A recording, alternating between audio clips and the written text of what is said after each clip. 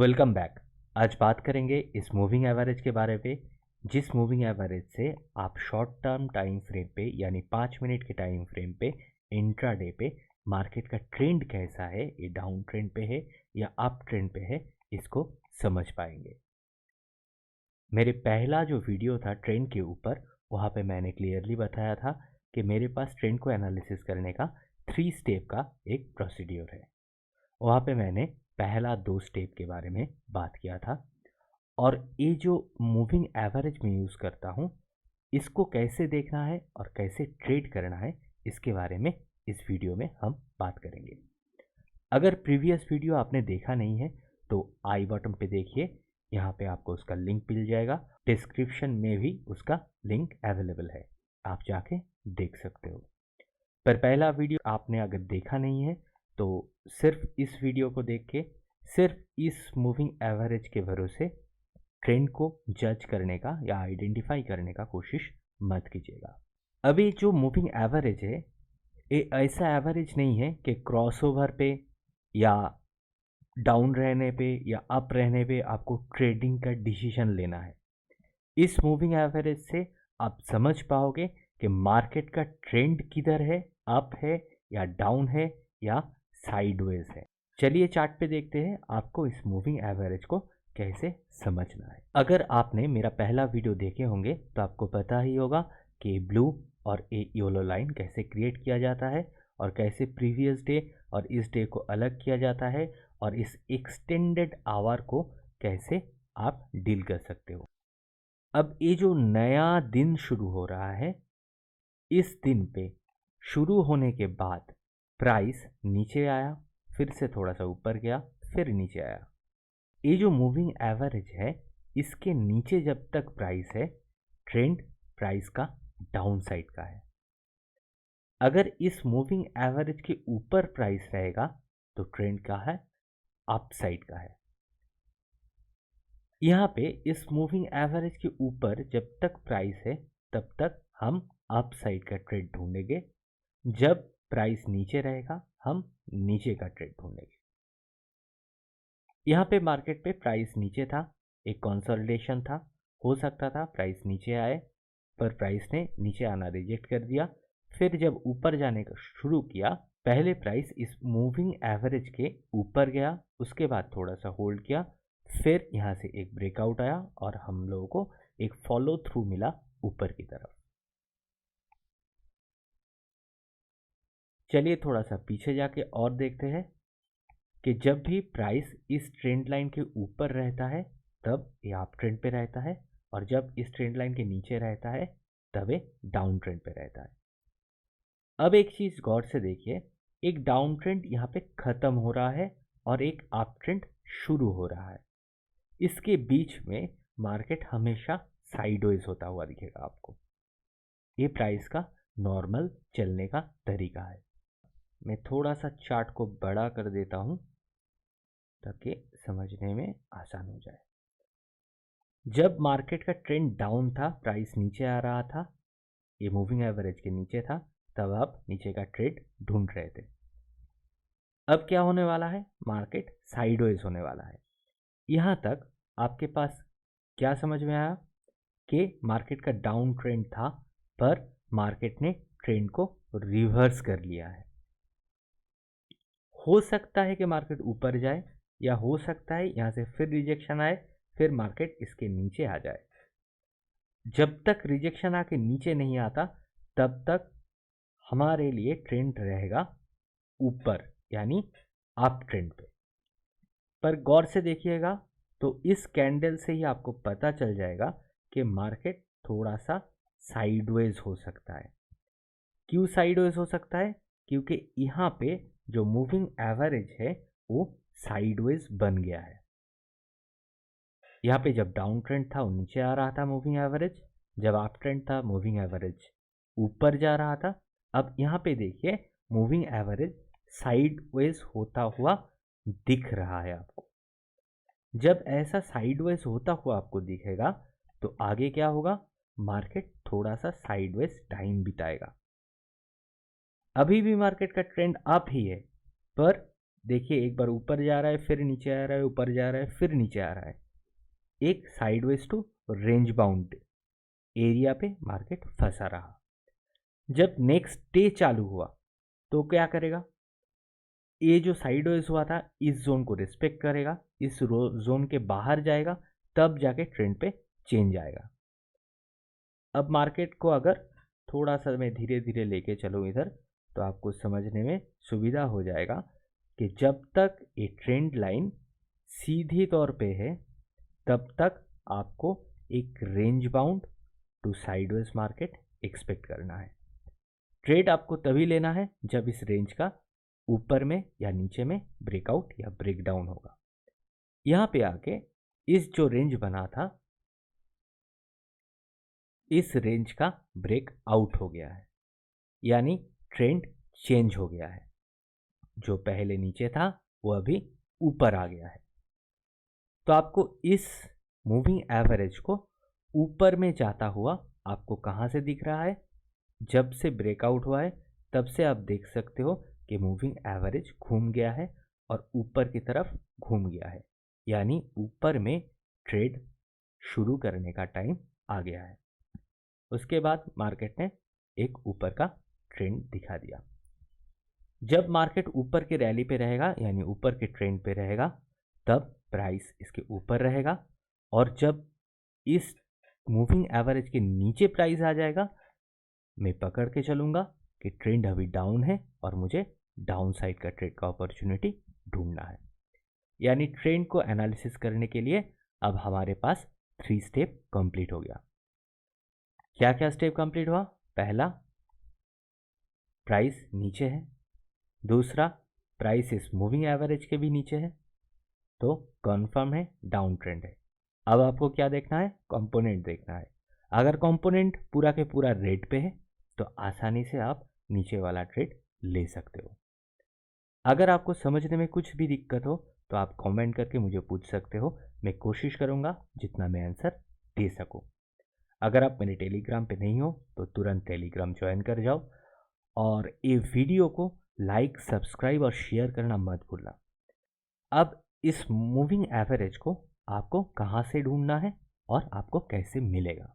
आपको इंडिकेटर पे जाना पड़ेगा। फिर मैं यूज़ करता हूँ मूविंग एवरेज रिबन। क्यों मैं इसको यूज़ करता हूँ? क्योंकि इसमें इस पर्टिकुलर इंडिकेटर में आप एक साथ 4 मूविंग एवरेज को यूज़ कर सकते हो। आपको सिर्फ चाहिए एक मूविंग एवरेज, तो बाकी को ऑफ कर दीजिए। स्टाइल पे जाएंगे तो भी 4 दिखेगा, तो उन चारों को ऑफ करना है। सिर्फ एक से ही आप काम चला सकते हो।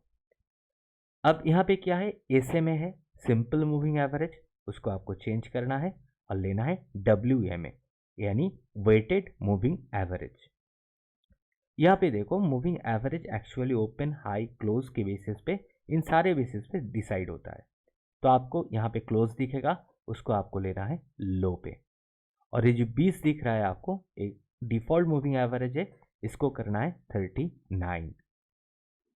39 मूविंग एवरेज करने के बाद मैं यहाँ पे इसको ब्लैक कलर कर देता हूँ, क्योंकि मेरा बैकग्राउंड वाइट है, ब्लैक में अच्छा दिखता है। फिर इसको करना है ओके।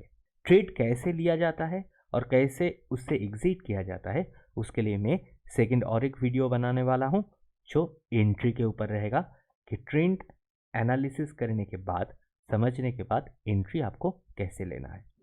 फिलहाल आप इस मूविंग एवरेज को बैक टेस्ट कीजिए, दिमाग को समझने का टाइम दीजिए कि प्राइस इस मूविंग एवरेज के साथ कैसे बिहेव करता है जब वो नीचे जाता है, कैसे बिहेव करता है जब वो साइडवेज टू रेंज बाउंड रहता है, कैसे बिहेव करता है जब वो ऊपर जाता है।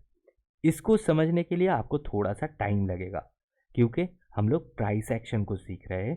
तो प्राइस एक्शन ऐसा कोई इंडिकेटर जैसा नहीं है कि आपके कान पे आके बता के जाएगा भाई बाई कर ले ऐसा तो नहीं होने वाला। तो आपको थोड़ा सा टाइम देना पड़ेगा। प्राइस के साथ इस इंडिकेटर का यानी इस मूविंग एवरेज का रिलेशन आपको समझना पड़ेगा। कैसे प्राइस इसके पास जब आता है तब कैसे बिहेव करता है, उसको आपको समझना पड़ेगा। जैसे यहाँ पे देखिए, प्राइस ओपनिंग के बाद डाउन पे आया, फिर इस मूविंग एवरेज से सपोर्ट लिया, फिर ट्रेंड चेंज करके ऊपर जाना शुरू किया। पर यहाँ पे अगर आप सिर्फ प्राइस को देखोगे तो ये डाउन ट्रेंड है और ये अप ट्रेंड है। पर आप अगर इस मूविंग एवरेज के साथ प्राइस को देखोगे तो ये मार्केट डाउन ट्रेंड पे नहीं है। अगर बाकी का जो 3 स्टेप है पहले वीडियो में जो मैंने सिखाया था उसके साथ, तो आपको समझ में आ जाएगा कि ये जो एरिया है इसमें प्राइस सिर्फ करेक्शन कर रहा है और डाउन ट्रेंड पे अभी तक गया नहीं है। तो आपको सी साइड अपॉर्चुनिटी ढूंढना है, ना कि पी साइड। आप इन 3 स्टेप को फॉलो कीजिए, प्राइस के साथ इसके रिलेशनशिप को देखिए, कैसे मार्केट मूव करता है वो आपको खुद दिखना पड़ेगा। जब तक आप खुद नहीं समझ पाओगे कि मार्केट का बिहेवियर, प्राइस का बिहेवियर कैसा होता है, तब तक आप ट्रेडिंग सही तरह से एग्जीक्यूट नहीं कर पाओगे। बैक टेस्ट करना इस मूविंग एवरेज को और बाकी के 2 स्टेप को, जिससे आप ट्रेंड को समझ पाते हो। उसके बाद आपके लिए सही डिसीजन लेना बहुत ही आसान हो जाता है। और जब भी एक ट्रेंडिंग डे मिलता है, ज़्यादातर लोग उस ट्रेंडिंग डे पे लॉस बुक करता है।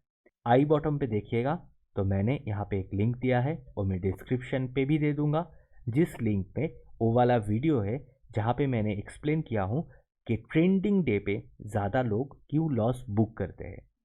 बिकॉज लोगों का एक माइंडसेट होता है कि वो रिवर्स थिंक करता है। जब आपका ट्रेंड ठीक ठाक आप एनालिसिस कर पाओगे तब रिवर्स थिंकिंग आपके माइंड से हट जाएगा। जब आपको दिख रहा है ट्रेंड डाउन है तब आप ऊपर का ट्रेड नहीं लेंगे, गलती से भी नहीं, भूल के भी नहीं।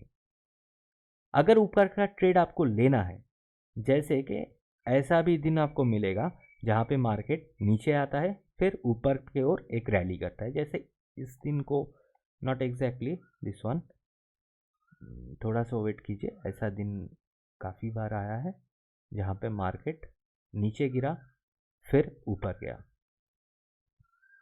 एक ही दिन के अंदर मार्केट नीचे का भी मूव दिया और ऊपर का भी मूव दिया। अब थोड़ा सा देखना पड़ेगा कहाँ गया वैसा दिन। अब इस दिन को गौर से देखिएगा। मार्केट यहाँ पे शुरू हुआ, मार्केट पे एक डाउन ट्रेंड आया, अच्छा खासा मार्केट गिरा। उसके बाद मार्केट में एक रिवर्स ट्रेंड आया, मार्केट इस मूविंग एवरेज के ऊपर, यानी प्राइस इस मूविंग एवरेज के ऊपर आ गया। जब ऐसा रिवर्सल होता है तो आप यहाँ से इस रिवर्सल को पकड़ नहीं पाओगे, क्योंकि अगर आप यहाँ से इस रिवर्सल को पकड़ भी लेते हो तब भी उसका प्रोबेबिलिटी कम रहेगा, वह ऊपर जाके फिर यहाँ से रिजेक्शन लेके फिर नीचे आ सकता है। अगर आपको रिवर्स थिंक करना ही है तो प्राइस को पहले इस मूविंग एवरेज के ऊपर आने देना पड़ेगा। उसके बाद गौर से देखिएगा, प्राइस ऊपर आया फिर नीचे आने का बार बार कोशिश कर रहा है और फेलियर हो रहा है। जब ये वाला एरिया क्रॉस किया तब प्राइस फिर से रिवर्स ऊपर जाना शुरू कर दिया। अगर इस मूविंग एवरेज को आप यूज़ करते हो तो आपको इस डाउन ट्रेंड पे यहाँ पे गलती से भी अप साइड का कोई ट्रेड नहीं लेना है, आपको समझ में आ जाएगा। और अगर प्राइस यहाँ पे पहुँच गया है तब आपको तुरंत पी साइड का ट्रेड नहीं लेना है, बल्कि ऊपर के ट्रेड के बारे में तभी सोचना है जब प्राइस ऊपर आया है। जब तक प्राइस इसके ऊपर आके टाइम नहीं बीता था, वहाँ पे एक अच्छा खासा बेस नहीं बना था, तब तक वो ऊपर जाने वाला नहीं है। ये वी शेप रिकवरी कब होता है? प्राइस ऊपर पे था, नीचे आया, नीचे सस्टेन नहीं कर पाया, तब वी शेप रिकवरी आता है। यहाँ पे भी देखिए, प्राइस पहले नीचे आया फिर नहीं जा पाया, वो रिटर्न चला गया, ऊपर आया, फिर ट्रेंड जैसे पहले ऊपर वाला था फिर से ऊपर वाला बन गया। यहाँ पे प्राइस ने सस्टेन किया इस मूविंग एवरेज के ऊपर, फिर ऊपर जाना चालू कर दिया। प्राइस का जो ये बिहेवियर होता है, इस बिहेवियर को आपको समझना है। इससे ही आप समझ पाओगे कि प्राइस कब साइडवेज हो सकता है, कब ट्रेंडिंग मार्केट है, कब नीचे का ट्रेंड है, कब ऊपर का ट्रेंड है। तो इसलिए मेरे लिए ये मूविंग एवरेज बहुत ही इम्पॉर्टेंट होता है ट्रेंड को समझने के लिए, और ख़ासकर जिस दिन ऐसे रिवर्सल होता है, प्राइस पहले नीचे आता है फिर सेकेंड हाफ पे ऊपर जाता है, उस दिन ट्रेड को एग्जैक्ट जगह पे एंट्री लेने के लिए और स्टॉप लॉस छोटा रखने के लिए और बड़ा प्रॉफिट लेने के लिए मैं इस मूविंग एवरेज से ही मार्केट का ट्रेंड डिसाइड करता हूँ। चलिए फिर मिलते हैं नेक्स्ट वीडियो पे, जहाँ पे मैं बात करूँगा ट्रेड को कैसे एग्जीक्यूट किया जाता है।